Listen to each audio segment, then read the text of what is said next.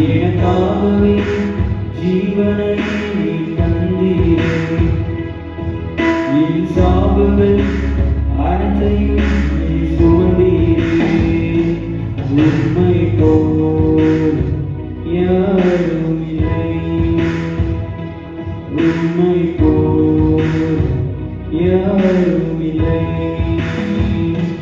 உம்மை போல் யாரும் இல்லை.